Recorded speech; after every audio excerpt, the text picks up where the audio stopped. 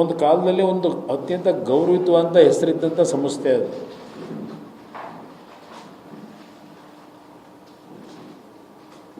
ಆ ಸಂಸ್ಥೆ ಬಗ್ಗೆ ಹಲವಾರು ಉತ್ತಮವಾದಂಥ ಸದಸ್ಯರುಗಳು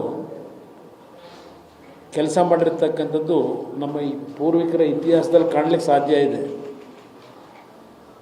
ಆದರೆ ಇತ್ತೀಚಿನ ದಿನಗಳಲ್ಲಿ ಒಂದು ಜಾತಿ ಹೆಸರಿನಲ್ಲೋ ಇಲ್ಲ ಆ ಸದಸ್ಯತ್ವಕ್ಕೆ ನೇಮಕ ಮಾಡಬೇಕಾದ್ರೆ ಹಣ ನಿಗದಿ ಮಾಡಿ ಸರ್ಕಾರಗಳು ನೇಮಕ ಮಾಡ್ತಕ್ಕಂಥದ್ದು, ಈ ರೀತಿಯಲ್ಲಿ ಹಂತ ಹಂತವಾಗಿ ಆ ಸಂಸ್ಥೆಯನ್ನು ಕಲುಷಿತಗೊಳಿಸಿರತಕ್ಕಂಥದ್ದು, ಆ ಸಂಸ್ಥೆಯ ಬಗ್ಗೆ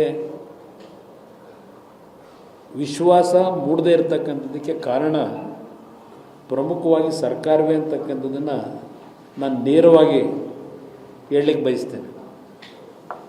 ಪಾಪ ನೆನ್ನೆ ದಿನ ಹೇಳಿದ್ದಾರೆ, ನಮ್ಮ ಆಡುಮುಟ್ಟದ ಸೊಪ್ಪಿಲ್ಲದೆ ಇರ್ತಕ್ಕಂಥ ಪ್ರಿಯಾಂಕಾ ಕೃಪಾಪೋಷಿತ ಮಂಡಳಿ ಇದು ಈಗ ನಡೀತಾ ಇರತಕ್ಕಂಥದ್ದು ಎಲ್ಲ ವಿಷಯಗಳಿಗೂ ಪಾಪ ನಿಂತಿದ್ದಾರೆ. ನೆನ್ನೆ ಅವ್ರು ಹೇಳ್ತಾರೆ,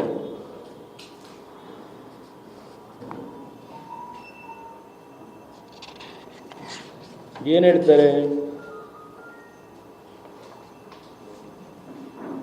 ಇದು ಬೇಲಿಯೇ ಎದ್ದು ಹೊಲ ಮೇಯ್ದಂಥ ಪ್ರಕರಣ.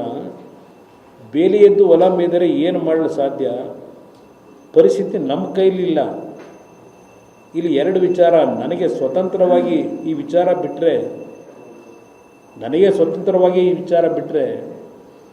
KAT KPSCನ ರದ್ದು ಮಾಡ್ತೀನಿ, ಅದು ಸಂವಿಧಾನಾತ್ಮಕವಾಗಿಯೇ ಮಾಡಬೇಕಾಗುತ್ತದೆ, ಹೊಸ ಕಾನೂನು ತರಬೇಕಾಗ್ತದೆ. ಕಾನೂನು ಮಾಡುವವರು ನಾವೇ. ಹೌದಪ್ಪ, ಕಾನೂನು ಮಾಡೋರು ನೀವೇ. ನಾವೇ ಅಂದರೆ ನೀವು ಅಂದರು, ನಾವು ಅಂದರೆ ಸರ್ಕಾರ ನಡೆಸಾರೆ ಕಾನೂನು ಮಾಡೋದು ಜನಪ್ರತಿನಿಧಿಗಳು. ನೀವು ಹೇಳೋದು ಒಪ್ತೀನಪ್ಪ. ಇಲ್ಲಿ ಈ ಲೇಟೆಸ್ಟ್ ಒಂದು ಹೇಳ್ತೀನಿ ಮೊದಲಿಗ. ಯಾರೋ ಜ್ಞಾನೇಂದ್ರ ಕುಮಾರ್ ಇವತ್ತು ಈ ಗೃಹ ಸಚಿವರಿಗೆ ಕೇಳ್ತೇನೆ, ಏನು ಹೇಳಿಕೆ ಕೊಡ್ತೀರಿ? ಮಾಧ್ಯಮದಲ್ಲಿ ನಾಪತ್ತೆ ಆಗಿಲ್ಲ ಅಂತಕ್ಕಂಥ ಸುದ್ದಿ ಬಂತು. Jnanendra Kumar officer, controller, examination controller ಅವರೀಗ ಕಳೆದ 2 ವರ್ಷದಿಂದ ಇರಬಹುದು.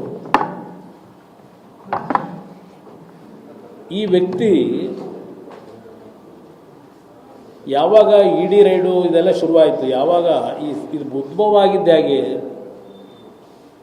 ಯಾರೋ ಒಬ್ಬ ಮಂಜುನಾಥ್ ಅಂತಲೋ ಯಾರೋ ವ್ಯಕ್ತಿ 80 ಲಕ್ಷ ರೂಪಾಯಿ ಡಿಮ್ಯಾಂಡ್ ಇಟ್ಟಿದ್ದಾರೆ ಪಶುವೈದ್ಯಕೀಯ ಅಭ್ಯರ್ಥಿಗಳನ್ನು ಆಯ್ಕೆ ಮಾಡಲಿಕ್ಕೆ. 40 ಲಕ್ಷ ಅಡ್ವಾನ್ಸ್ ಕೇಳಿದ್ದಾರೆ, 80 ಲಕ್ಷ ಫಿಕ್ಸ್ ಆಗಿದೆ ಅಂತಕ್ಕಂಥದ್ದು ಆ ವ್ಯಕ್ತಿಯ ಒಂದು ಆಪಾದನೆ ಏನಿದೆ.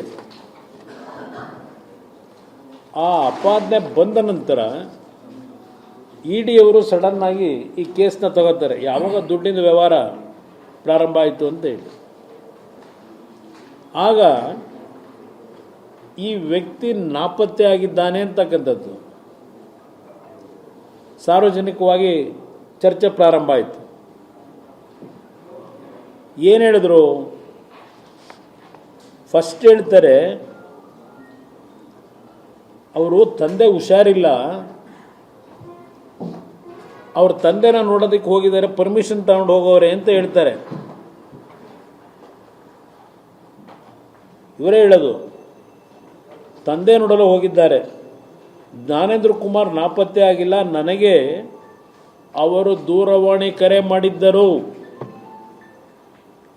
ಅವರ ತಂದೆಗೆ ಅನಾರೋಗ್ಯದ ಹಿನ್ನೆಲೆಯಲ್ಲಿ ನೋಡಲು ಊರಿಗೆ ಹೋಗಿದ್ದಾರೆ, 2 ದಿನಗಳಲ್ಲಿ ವಾಪಸ್ ಆಗಲಿದ್ದಾರೆ ಎಂದು ಗೃಹ ಸಚಿವ ಪ್ರಿಯಾಂಕಾ ಖರ್ಗೆ ಸ್ಪಷ್ಟಪಡಿಸಿದ್ದಾರೆ.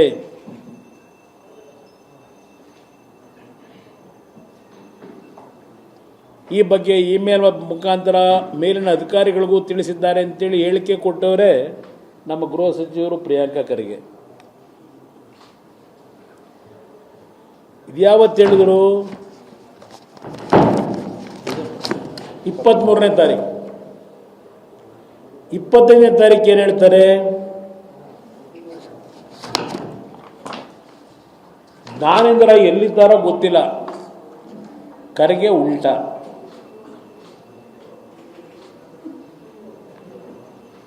ಜ್ಞಾನೇಂದ್ರ ಎಲ್ಲಿದ್ದಾರೋ ಗೊತ್ತಿಲ್ಲ. ಜ್ಞಾನೇಂದ್ರ ಕುಮಾರ್ ತಮ್ಮ ತಂದೆಗೆ ಅನಾರೋಗ್ಯ ಎಂದು ಹುಟ್ಟೂರಿಗೆ ತೆರಳುವುದಾಗಿ ಹೇಳಿದ್ದರು. ಈಗ ಅವರು ಎಲ್ಲಿದ್ದಾರೋ ನನಗೆ ಗೊತ್ತಿಲ್ಲ. ಮತ್ತು ಈ ಗೃಹ ಇಲಾಖೆ ಯಾಕ್ರಿ ನಡೆಸ್ತಾ ಇದ್ದೀರಿ? ಇವರು ಬಂದ ಮೇಲೆ ಏನು ಪ್ರತಿದಿನ ಹೇಳಿಕೆಗಳು. ಗೃಹ ಇಲಾಖೆ ಸ್ವಚ್ಛ ಮಾಡಿಬಿಡ್ತೀನಿ, ನಮ್ಮ ಸರ್ಕಾರ ಯಾರನ್ನೂ ರಕ್ಷಣೆ ಮಾಡುವ ಪ್ರಶ್ನೆ ಉದ್ಭವಿಸೋದಿಲ್ಲ. ಇದು ರಕ್ಷಣೆ ಅಂತ ಕರಿತೀರೋ? ಈ ಎರಡು ಹೇಳಿಕೆ ನೋಡಿದಾಗ ಇವರು ಕೇಳಿ ಊರಿಗೋಗೋರೆ ಅಂತ ಹೇಳ್ತಾರೆ. 23ನೇ ತಾರೀಕು ನನ್ನ ಗಮನಕ್ಕೆ ಬಂದೇ ಹೋಗಿದ್ದಾರೆ ಅಂತಾರೆ. 25ನೇ ತಾರೀಕು ಹೇಳ್ತಾರೆ ನನಗೆ ಎಲ್ಲಿ ಹೋಗೋರೋ ಗೊತ್ತಿಲ್ಲ.